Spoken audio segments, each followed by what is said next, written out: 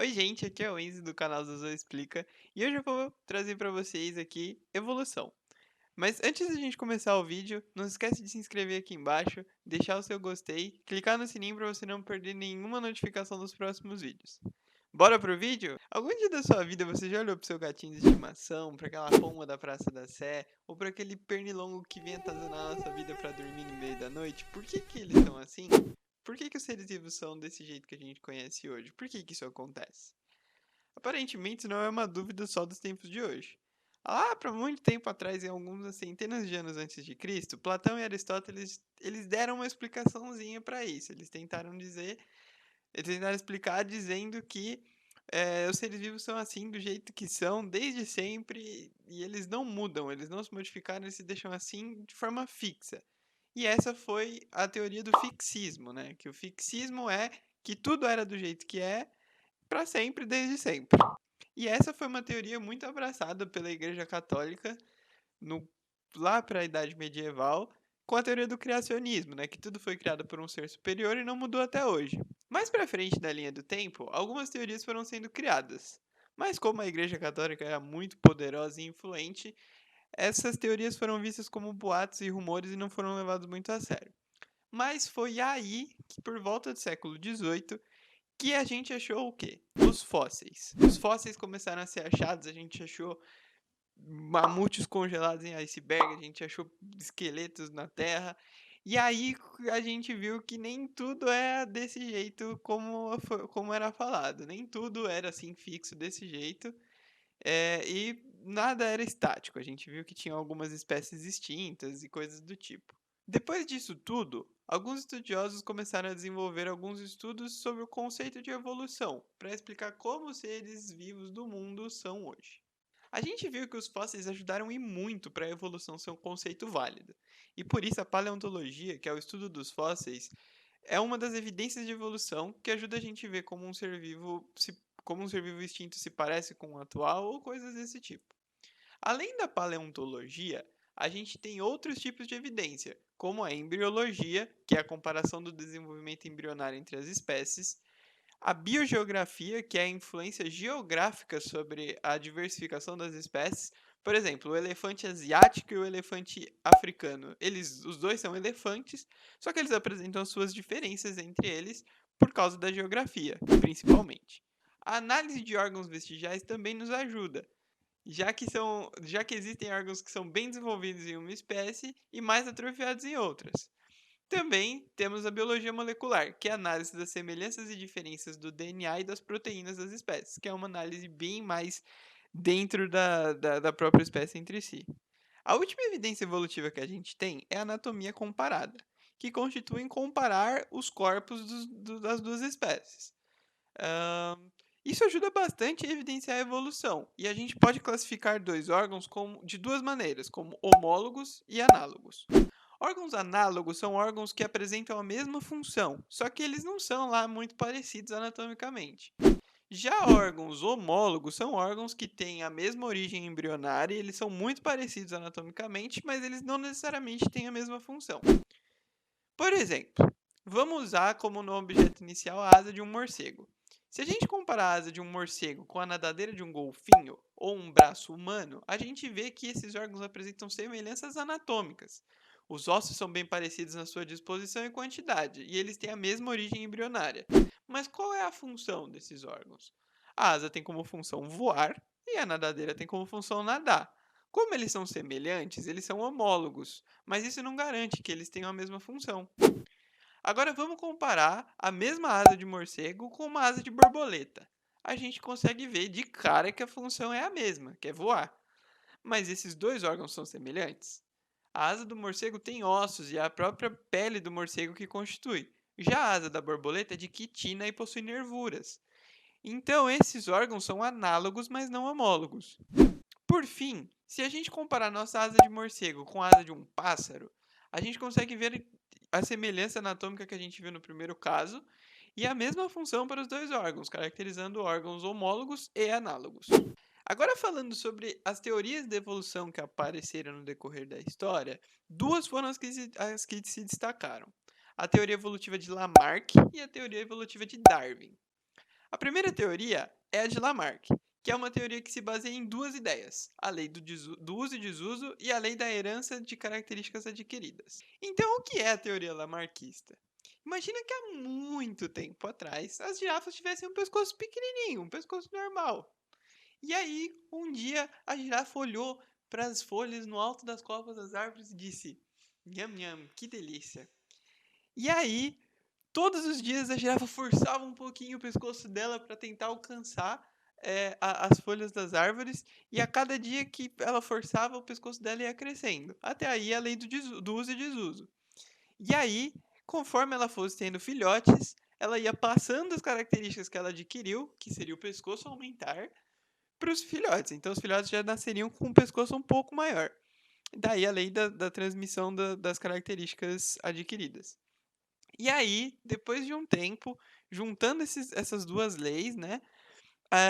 Algumas girafas já iam nascer com um pescoço grande o suficiente para alcançar as árvores que os ancestrais tanto queriam.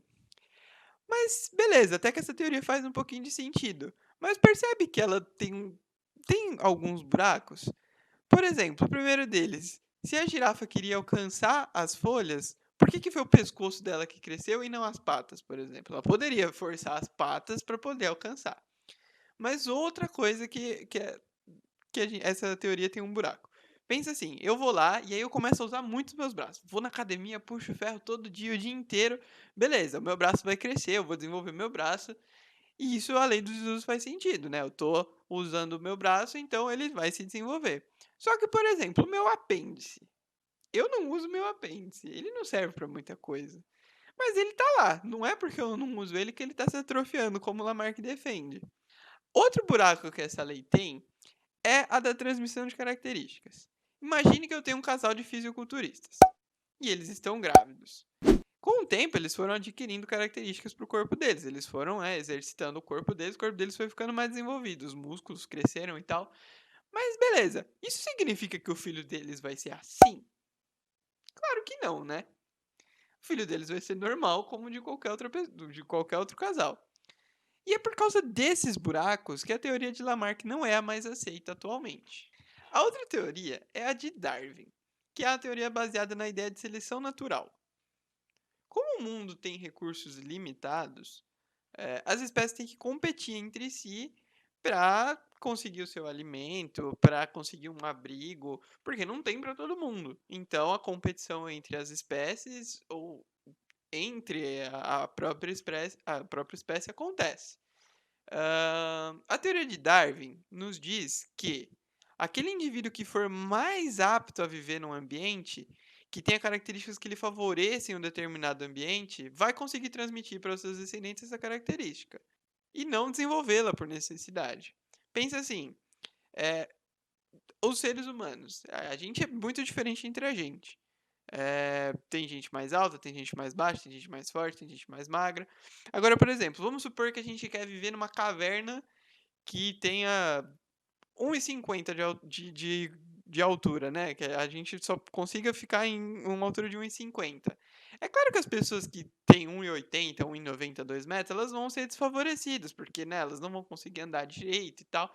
E aí, conforme o tempo for passando, aquele ambiente vai selecionar as pessoas que são mais baixas.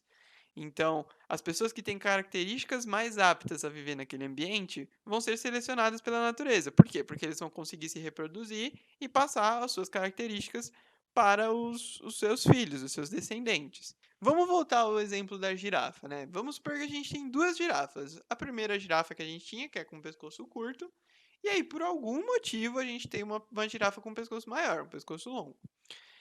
Elas vão estar no mesmo ambiente, elas vão estar competindo pelo alimento, que é aquelas folhas no alto das copas das árvores. Qual das duas girafas vai conseguir comer? Qual das girafas vai conseguir alcançar aquelas folhas? A girafa de pescoço longo. E porque ela vai conseguir comer, ela vai conseguir sobreviver e vai conseguir se reproduzir, enquanto a girafa de pescoço curto não vai conseguir comer e vai morrer. Então ela não vai conseguir transmitir as suas características para os seus descendentes. Ou seja, não foi a girafa com pescoço curto que ficou com pescoço longo porque queria comer. Foi a girafa que já tinha pescoço longo que conseguiu comer, sobreviveu e se reproduziu. A gente vê que a teoria de Darwin ela é bem mais completa do que a teoria de Lamarck, porque ela cobre alguns buracos, só que ainda assim ficam alguns, né? Por exemplo, por que que eu vou ter uma girafa de pescoço longo e uma de pescoço curto, assim, na natureza, né? Não sei. Mas, de acordo com a teoria neodarwinista, ou a teoria sintética da evolução, que é uma teoria que aplica conceitos de genética à teoria de Darwin, deixa ela mais completa, porque ela tapa esses buracos. Por exemplo, pode ser que a girafa de pescoço longo seja o resultado de alguma mutação, por exemplo. Isso vai ser assunto de próximos vídeos que eu vou falar sobre genética, mas só entenda que a teoria neodarwinista aplicou esses conceitos de genética à teoria de Darwin, o que tapou todos os buracos. E é por isso que essa teoria é aceita até hoje como a teoria mais certa da evolução. Um macete para deixar bem claro qual que é a diferença entre as duas teorias é: o gafanhoto é verde porque vive na grama e o gafanhoto vive na grama porque é verde. São duas frases, cada uma delas associa com Lamarck e outra associa com Darwin. Na frase o gafanhoto vive na grama porque é verde, é uma teoria de Darwin. Porque, pelo fato dele ser verde, ele é selecionado a viver naquele ambiente verde que é a grama. Agora, o gafanhoto é verde porque vive na grama é uma frase que remete à teoria de Lamarck. Por quê? Ele está falando que o gafanhoto só é verde porque ele vive na grama. Então, como ele precisa viver na grama, ele ficou verde com o tempo. Então, se você lembrar dessas duas frases e associá-las corretamente, você vai lembrar sempre qual que é a diferença entre Lamarck e Darwin. Por fim, a gente vai falar de especiação, que é a formação de novas espécies. Vale lembrar que para dois indivíduos serem da mesma espécie, eles têm que cruzar e gerar descendentes férteis. Um exemplinho aqui é que assim, você tem a espécie do cavalo e você tem a espécie do jegue, que são duas espécies diferentes. Porque se você cruzar um cavalo com uma égua, você vai ter outro cavalo ou outra égua.